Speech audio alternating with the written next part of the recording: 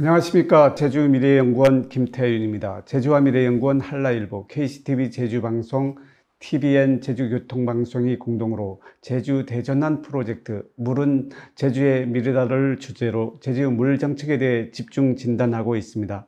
시청자 여러분, 제주는 비가 많이 내리는 곳입니다. 많은 양의 비가 땅속으로 스며들고 어느 정도만 이용한다면 큰 문제는 없다고 합니다.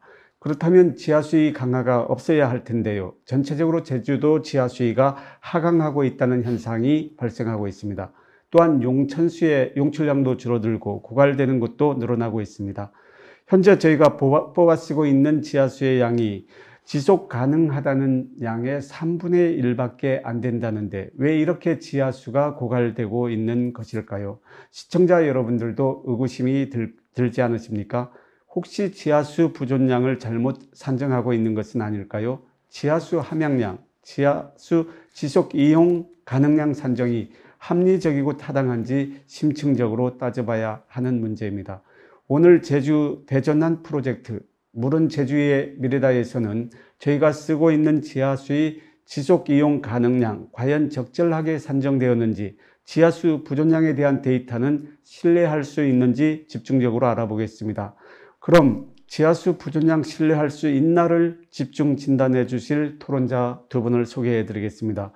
구민호 교수님은 지하수 모델링으로 유명하다는 말씀을 들었습니다. 물론 제주 지역 지하수 모델링, 특히 제주 서부 지역 지하수 모델링 연구에도 참여하신 걸로 알고 있는데요. 구민호 공주대학교 지질환경과학과 교수님 나오셨습니다. 안녕하십니까? 네, 반갑습니다. 네, 다음 분은 제주 지하수 연구의 산증인이시죠. 제주도청 상하수도본부 제주개발공사에서 지하수 관련 업무를 총괄하셨고 지하수 최고 전문가이신 고기원 곶자왈 공유화재단 곶자왈 연구소 소장님 나오셨습니다. 네, 안녕하십니까? 안녕하십니까? 그럼 제주 지하수 부존량 개념 분석에 대한 내용부터 다루어 보도록 하겠는데요. 오늘 토론에서 사용되는 용어가 지하수 함양량, 지하수 부존량, 지속 이용 가능량이라는 용어를 사용하고 있는데 이들 개념에 대해 도민분들이 이해할 수 있도록 교수님께서 말씀해 주시죠. 네, 부존량, 함양량, 지속 이용 가능량. 용어가 좀 어려울 수 있는데요. 제가 금융자산, 은행의 금융자산과 비교해서 말씀을 드리면 좀 이해가 쉬울 것 같습니다. 먼저 부존량은, 제주도 지하에 말 그대로 저장되어 있는 지하수의 총량을 의미합니다. 은행으로 비유하자면은 은행 잔고 정도로 이해하시면 될 것 같고요. 함양량은 이제 비가 오면 그 중에 일부가 땅속으로 들어가서 지하수가 되는데 그 양을 함양량이라고 하고요.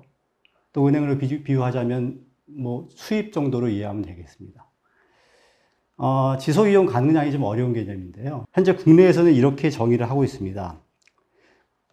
그대로 읽어보면요. 물 순환 체계가 파괴되지 않고 지하수 장애를 일으키지 않는 범위 내에서 지속적으로 사용할 수 있는 지하수의 양, 이렇게 정의하고 있습니다.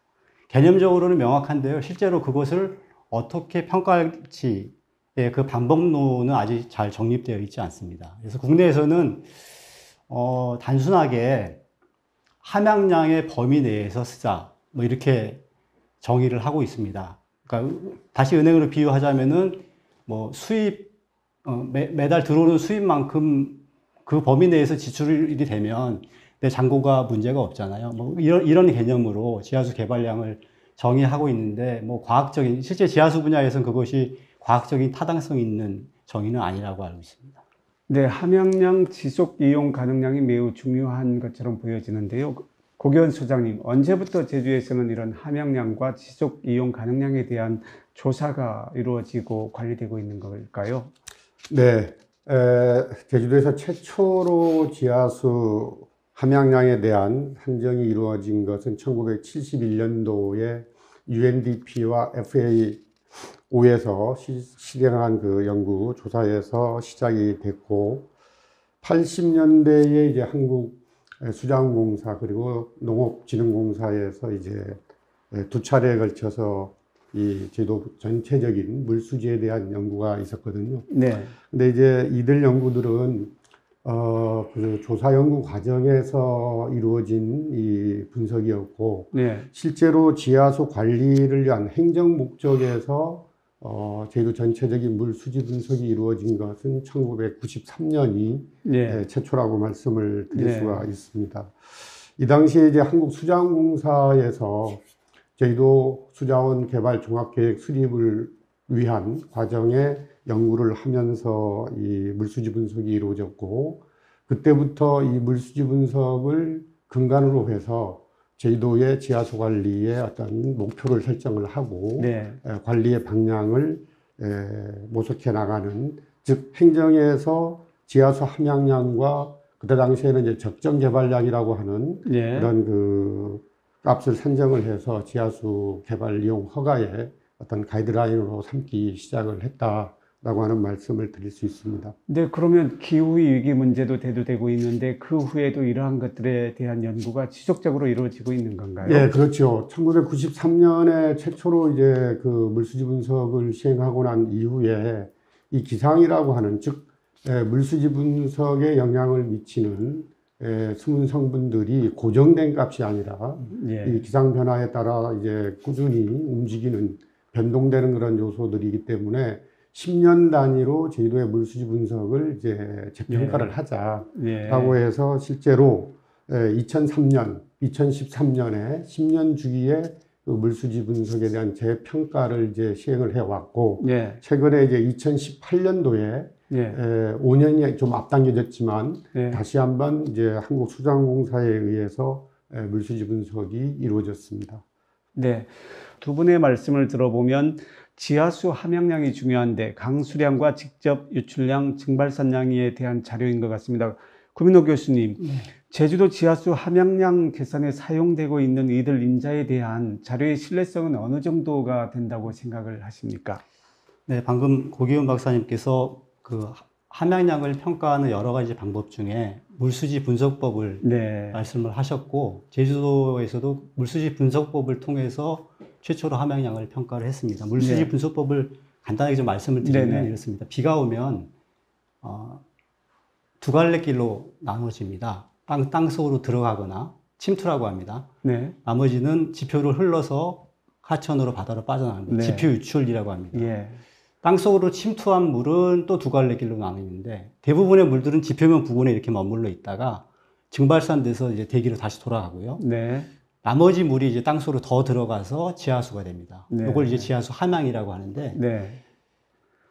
그러니까 지하수 함양을 평가하려면 우리 강수량을 측정하니까 알잖아요. 네. 총량을. 그러니까 거기서 만약에 지표 유출량도 알고, 그다음에 증발산량을 알면 함양량이 자동으로 계산이 네. 되겠죠. 예. 그래서 이제 관건은 지표 네. 유출량과 그 증발산량을 잘 측정해야 되는데, 이거를 직접 측정할 수가 없습니다. 네. 문제는. 그래서 지표 유출량이나 증발산량과 관여하는 다른 것들을 측정을 해서 그걸 가지고 경험식, 뭐 주로 이제 외국에서 개발된 경험식들인데요. 거기에 집어넣어서 추정하는 방법이 현재 사용되고 있는 물수지 분석법입니다. 네. 그래서 저희가 좀 신뢰성 있게 알 수 있는 자료는 강수량 하나고요. 네. 나머지 두 개가 좀 불확실하니까 그걸로부터 계산되는 함양량은 좀 신뢰도가 좀 떨어질 수밖에 없죠. 예. 그래서 저희만의 문제가 아니고 전 세계적으로 네. 물수지 분석법을 통해서 함양량을 산정하면 그 산정의 신뢰도가 좀 낮다. 네. 뭐 이렇게 알려져 있습니다. 네, 증발산량하고 뭐 유출량 네. 이러한 것들을 굉장히 중요하게 그 함양량에 작용하고 있는 것 같은데, 기후 변화로 인한 영향으로 보면 강우 특성도 달라지고 있고요, 토지 이용 행태도 많이 달라지고 있는데, 고기현 수장님, 이런 문제들이 좀 실제 반영되고 있는 것일까요? 네, 앞서 이제 구민호 교수님께서 말씀을 주셨지만, 이 물수지를 분석하는 데 있어서 그래도 신뢰할 만한 데이터는 이제 강수량 데이터라고 얘기를 할 수가 있고, 네. 우선 이제 강수량인 경우에는 이 기후변화의 영향으로 인해서 강수량은 늘어나고 있지만 강수 일수는 점점 줄어들고 있다라고 네. 하는 그런 현상을 보이고 있는데, 네. 이 뜻은 집중호우 형태로 강우 사상이 바뀌고 있고, 네. 또 지역에 편중되는 현상들도 나타나고 있어서 네. 과거와는 다른 강수의 형태를 보이고 있다. 예. 이거는 어떻게 보면 제주가 이제 좁은 지역이긴 하지만 강수량이 골고루 분포를 하지 않고 네. 특정 지역 중심으로 폭우 형태로 내리거나 네. 또는 어떤 지역은 아예 강수가 발생하지 않거나 하는 그러한 그 불균질성이 점점 가중이 되고 있다. 이런 네. 말씀을 드릴 수가 있고, 특히 이제 가뭄인 경우에는 2017년 같은 경우에는 제주시의 강수량이 773mm밖에 내리질 않았거든요. 네. 그럼 연평균 강수량의 절반 정도도 안 되는 강수량을 이제 보임으로 인해서 이 지하수의 측면에서 보면 함양량이 이제 줄어드는 그러한 이제 문제들이 이제 있습니다. 이거는 뭐 저희들이 어떤 인간의 힘으로서 막을 수 있는 방법은 아니지만 네. 자연 현상이 그렇게 변화하고 있다라고 하는 거에 대한 네. 이 분석의 반영은 이제 이루어져야 된다라고 하는 측면에서 말씀을 드리고요. 좀 얘기가 길어집니다만 토지 이용 같은 경우에는 네. 결론적으로 말씀드려서 지하수 관리는 토지를 어떻게 관리하느냐에 좌우된다라고 얘기를 드릴 수 있을 만큼 이 지하수 함양량에 많은 영향을 미치는 요소가 바로 토지 이용입니다. 네. 예를 들면 지금 해발 200m 이하 지역의 그 각종 도시가 들어서고 뭐 개발 사업이 진행이 되면서 불투수성 면적이 늘어나고 네. 그리고 이제 특히 비닐하우스로 이제 시설된 면적이 네. 굉장히 늘어납니다. 그 수치를 보면 우도 면적의 150배 정도 되는 면적이 비닐하우스로 지금 지표가 차단이 되어 있거든요. 네. 그러면 해발 200m 이하 지역에서의 지하수 함양 기능이 과거에 비해서 상당히 많은 변화가 이제 생길 수밖에 없는데, 한국수자원공사가 분석해 놓은 2018년 데이터를 보면 네.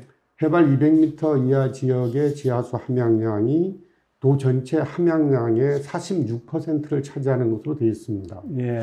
이거는 다시 한번 재고를 해봐야 될 부분인 것 같다라고 하는 말씀을 드리는데, 즉 해안변 해발 200m 이하 지역의 토지 이용이 제대로 반영이 됐느냐라고 하는 것을 재검증을 해볼 필요가 있는데, 참고로 2011년에 한국지질자원연구원의 물수지 분석에서는 해발 200m 이하 지역이 도 전체 지하수 함양량의 11%를 차지하는 것으로 그렇게 돼 있어서 두 기관 간의 분석 결과에 큰 차이를 보이고 있다.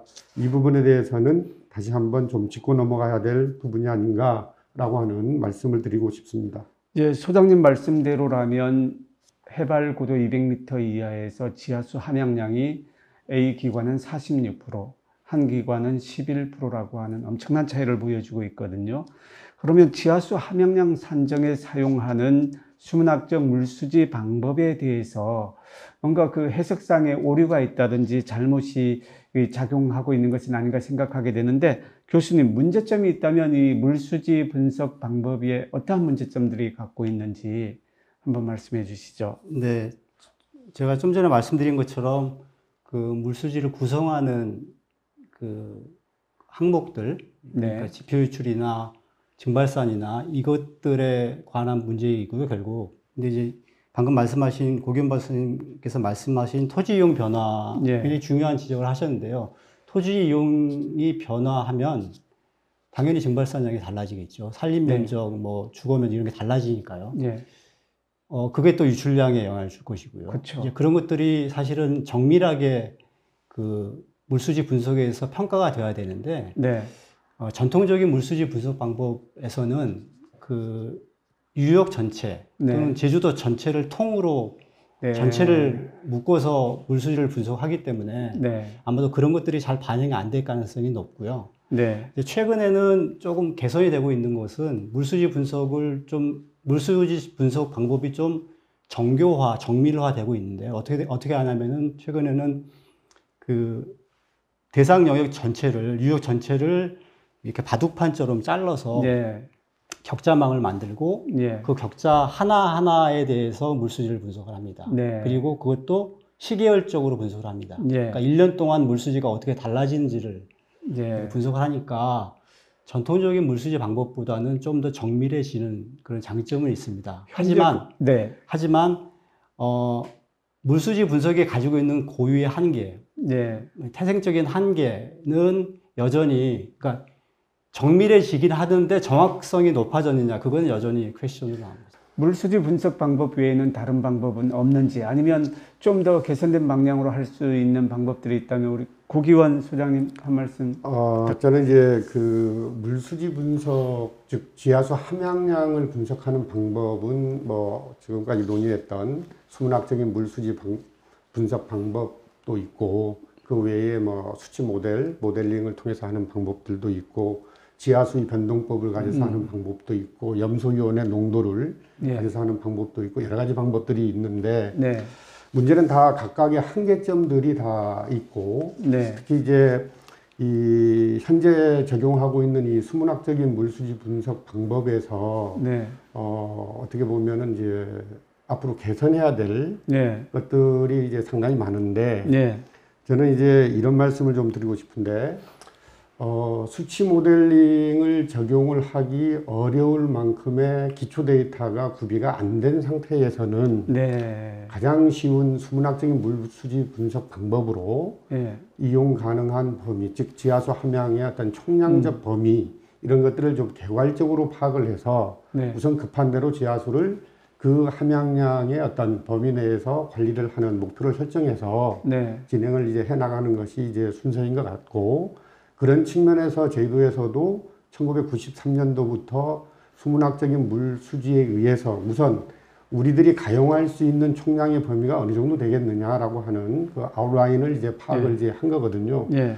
그 이후에 이제 20년, 30년이 이렇게 시간이 이제 흐르는 과정에서는 보다 진보된 방법으로 이 물수지, 즉 함양량을 평가하기 위한 연구들이나 노력들이 이제 뒤따랐어야 되는데, 네. 그런 부분들에서 좀 제대로 쫓아가지 못하고 있는 것이 아니냐라고 네. 하는 그런 지적을 이제 드리면서, 차제에 이 수문학적인 물수지 분석에 의한 함양량을 고집할 게 아니라 네. 좀 외국에서 뭐 제주도와 같은 섬 지역에서 일일 단위로 물수지를 분석하는 어떤 수치 모형을 이제 사용하고 네. 있는 경우들도 있고 하니까, 그러한 것들을 저희들이 적극적으로 네. 도입을 해서 또 벤치마킹을 해서 제주 지역에 맞는 그런 특성들이 반영이 되고 비교적 그래도 신뢰 있는 결과들을 얻어서 네. 이 행정에 사용할 수 있기를 좀 바라는 마음이 있습니다.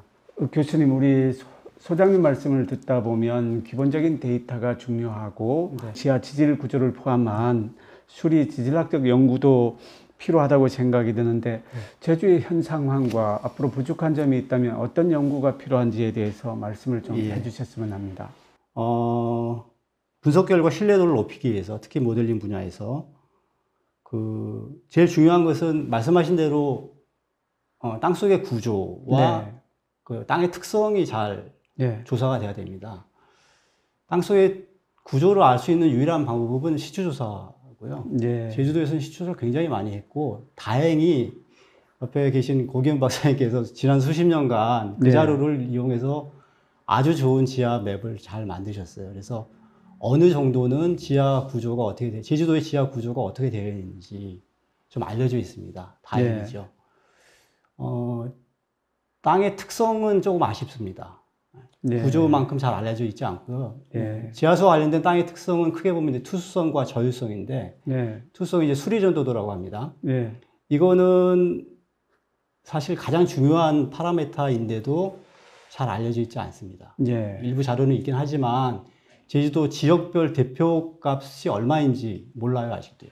네. 이게 빨리 이게 가장 먼저 좀 해결돼야 할 문제 같고, 두 번째 저유성의 문제도 사실은, 이거 저유성은 특히 더 자료가 없습니다. 네. 물이 빠져나갈 수 있는 물의 양, 뭐 이런 개념인데, 이건 정말 자료가 없어서, 구조 부분도 좀 보완돼야 되지만, 특성에 관한 부분에 대한 조사 연구가 많이 수행이 돼야 지하 자체에서 물이 어떤 흐름, 이동, 변동 이러한 것들에 대한 말씀이시죠? 그렇습니다. 네. 물이 흐르고 저장되고 하는 거는 땅의 특성에 의해서 결정이 되는데, 네. 그 특성이 잘 알려져 있지 않습니다. 제가 고민호 교수님 말씀에 좀 부연해서 한 가지 네. 아쉬운 점을 좀 말씀을 드리면, 방금 이제 고민호 교수님께서 말씀하신 굉장히 중요한 어떤 지하 지질 구조와 지하 대수층의 수리성, 네. 또는 물을 담고 있는, 즉 지하수를 담고 있는 그릇에 이제 소위 능력, 캐패시티 이런 부분들에 대한 것이 이제 기초 데이터이면서 상당히 시간이 흐름과 더불어서 보완되고 뭔가 좀 신뢰 있는 데이터로, 즉 제주도의 지역을 대표하든 대수층을 대표하든 그 대표값들을 이제 만들어내기 위한 노력들이 이제 필요한데, 이러한 연구에 대해서는 별로 중요하다라고 생각하지 않는 인식의 문제가 있다. 연구비도 배정이 잘 안 되고, 또 이런 연구에 대한 이해도도 특히 낮고, 그렇기 때문에 구민호 교수님처럼 모델을 이용해서 제도의 그 지하수 함량량을 좀 평가를 해보고 싶은 그런 뜻이 있는 분들도 데이터의 한계에 부딪혀서 진행을 하지 못하는 아쉬운 그런 일들이 이제 생기고 있어서 차제에 어떻게 보면은 이러한 그 기본이 되는 것들에 대한 인식의 제고가 좀 필요할 것 같다. 즉 연구 과제가 지금 바로 눈앞에서 생겨나는 거에 투자만 해야 된다라고 하는 그런 것보다도 베이스를 구축하는 데에 필요한 것들을 차곡차곡 쌓아나가는 그런 부분의 투자도 분명히 이제 좀 이루어져야 된다라고 하는 그런 얘기를 좀 드리고 싶습니다. 심각한 문제처럼 들리는데요. 지하수 개발 허가하는데 가이드라인으로 사용하고 있는 것이 지속 이용 가능량을 기준으로 하고 있다는 거거든요. 근데 현재 제주도에서는 지속 이용 가능량의 3분의 1 정도밖에 쓰지 않는데 안심하고 쓸 수 있는 양이라고 생각을 합니다. 근데 이게 만약 잘못되었다면 지하수 총량 관리를 잘못하고 있는 것으로 생각이 되는데, 지하수 지속 이용 가능량 산정에 대해서 좀 저는 의문이 드는데, 이 문제에 대해서 소장님 어떻게 생각하십니까? 앞서 이제 잠깐 언급을 했습니다만 1993년도에 이제 적정 개발량이라고 하는 용어로 사용을 했고 2003년도부터 이제 지속 이용 가능량이라고 하는 용어로 바꾸어서 이제 사용을 하고 있는데, 그 뜻은 이제 안정적으로 대수층으로부터 지하수를 치수해서 이용할 수 있는 양이거든요. 여기서 안정적이다라고 하는 의미는 지하수를 장기간 치수를 하더라도 해수 침투가 발생을 하거나 지하수위가 과다하게 이제 하강하지 않고 평형을 꾸준히 유지하면서 치수 가능한 양을 이제 의미한다라고 이제 말씀을 드릴 수가 있고, 이러한 그 개념은 미국 하와이주에서 이제 개발이 됐거든요. 그래서 93년도 이후부터 이제 제주도의 지하수 지속 이용 가능량의 산정은 하와이에서 개발된 그 모델을 이제 적용을 해서 계산을 해 왔는데, 실질적으로 그 하와이랑 제주도랑은 좀 수리질학적으로 다른 면이 있습니다. 지하수 부전 형태가 이 모델에 100% 다 적용할 수가 없다라고 하는 얘기거든요. 즉 하와이인 경우에는 담수와 염수가 경계면을 이루는 기저지하수 부전 지역에 이 지속이용 가능량 적용 모델을 이제 적용을 하기 위해서 개발된 것이고, 제주도인 경우에는 동부 지역 외에는 이 모델을 사실상은 적용하기가 어려운 면이 있는데, 그럼에도 불구하고 이제 남부 지역을 제외한 나머지 지역에 이 하와이에서 개발된 램이라고 하는 모델 또는 램2 모델을 적용해서 이 지속이용 가능량을 이제 산정을 이제 해온 것은 어떻게 보면 우리 스스로의 지속이용 가능량을 산정할 수 있는 데이터를 그동안 구축을 하지 못했기 때문에 다른 데서 쓰고 있는 거를 이제 빌려다 쓰는 거다라고 이제 보시면 되겠고, 이런 그 문제로 인해서 지하수 지속이용 가능량의 타당성에 대해서는 그동안 계속 문제 제기가 이어져 왔던 것입니다.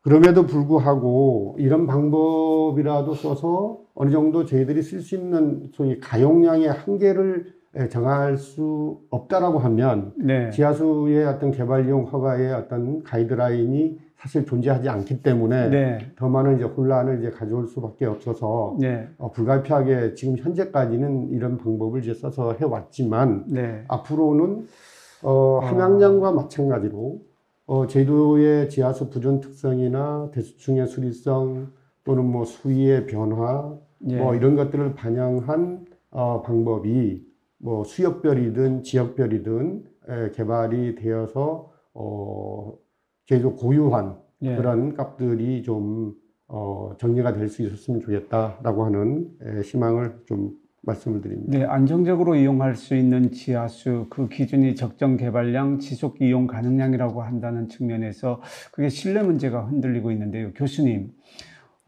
물론 기본적인 연구가 뒤따라야 되겠지만, 현재 가이드라인으로 사용하고 있는 지속 이용 가능량의 신뢰성을 높이기 위해서는 어떤 장단기 처방들이 있을까요? 일단은, 개념 정립이 좀 필요할 것 같습니다. 지금 내륙도 그렇고, 일단은 가장 좋은 지표가 되는 게 함양량인데요. 네, 그러니까 들어오는, 아까도 말씀드렸지만, 들어오는 만큼 쓰면 괜찮지 않냐, 이런 개념인데, 은행 계좌랑 좀 다른 게, 지하수는, 은행 계좌는 들어온 걸 안 쓰면 이게 잔고가 쌓이잖아요. 그렇죠. 근데 자연계는 그렇지 않습니다. 네. 자연계는 이 부존량 자체가 안 쓰더라도 들어온 게 그대로 나갑니다. 네, 그래서 평형을 항상 이 잔고가 변하지 않는 상태를 유지하려는 성질이 땅에 있습니다. 네, 그래서 기존의 지출이 이제 있는 거죠. 그 상태에서 쓰게 되면, 그러면 어떤 일이 일어나면은 이제 기존에 빠져나가던 게 줄게 돼서 잔고가 또 안 변하는 네. 그런 일이 일어납니다. 그래서 막 쓰게 되면은 이게 함양량만큼 쓸 수가 없어요. 그러니까 네. 제주도에서 바다로 빠져나가는 그 함양돼서 빠져나간 양을 모두 쓸 수가 없을 거 아닙니까? 네. 어디선가는 문제가 생기죠. 그래서 함양량이 좋은 지표는 되는데 네. 도대체 함양량의 몇 프로 정도를 쓰면 적정하냐? 예. 30%냐 40%냐 뭐. 지금 제주도의 그 지하수 개발 가능량이 대략 함양량의 한 40% 정도로 예. 산정하고 있는데 모르겠습니다. 그게 적정한 양인지 그게 근거가 좀 명확하지가 않고요. 예. 고기현 박사님 말씀하신 램 모델은 정말로 굉장히 오래전에 개발된 아주 초보적인 모델이에요. 예. 그래서 그거를 여전히 제주도에서 쓰고 있다는 것은 조금 좀 아쉬운 면이 있고요. 예. 최근에는 이제 이것도 이제 모델인데 좋은 모델들이 많이 있습니다. 뭐 전통적으로 많이 쓰는 지하수 흐름 모델 많이 개발한 지하수 흐름 모델을 개발해서도 사실은 램 모델보다는 좀 더 좋은 평가 결과를 얻을 수 있고요. 아무튼 내륙이건 제주도건 이 지하수 개발 가능량, 지속 이용 가능량을 평가할 수 있는 가이드라인. 예. 고 박사님 말씀하신 그 가이드라인이 아직 없고요. 네. 굉장히 막연합니다. 그래서 그 가이드라인을 어떻게 만들 것인가부터 시작을 해서 네. 연구가 진행이 되면 아마도 지금보다는 좀 더 정밀한 그런 평가 결과를 얻을 수 있을 것 같습니다. 좋은 모델이라고 하지만 제주에 적용 가능한지에 대한 그런 과정은 또 필요한 게 아닐까요? 그렇습니다. 그 함양량 부분에서 제가 꼭 한 가지 말씀드리고 싶은 것은 지금 현재는 이 강수량의 즉 제주도에 연간 내리는 빗물의 총량을 가뭄 시기를 기준할 거냐, 평균을 기준할 거냐, 최대를 기준할 거냐라고 하는 부분에서 예. 사실 어느 거를 선택하느냐에 따라서 함양량은 상당히 달라집니다. 네.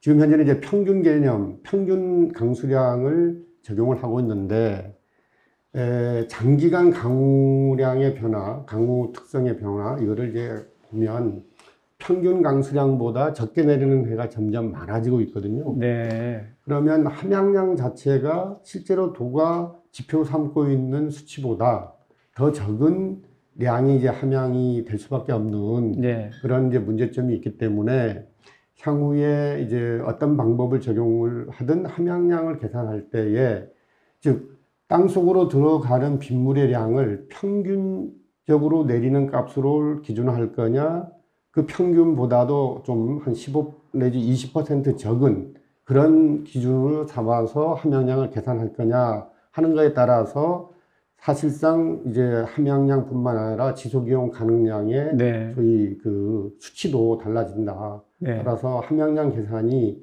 어떤 관점에서 할 거냐라고 하는 것이 매우 중요한 네. 인디케이터가 된다라고 하는 말씀을 드리고 싶습니다. 근데 두 분의 말씀을 듣다 보면 제주도 지하수 관리 정책의 근간이 되는 수리학적 물수지 분석법, 함양량, 지하수 지속 이용 가능량 산정의 기초가 되는 자료와 분석 방법상의 문제점들이 있는 걸로 지금 말씀을 하셨거든요.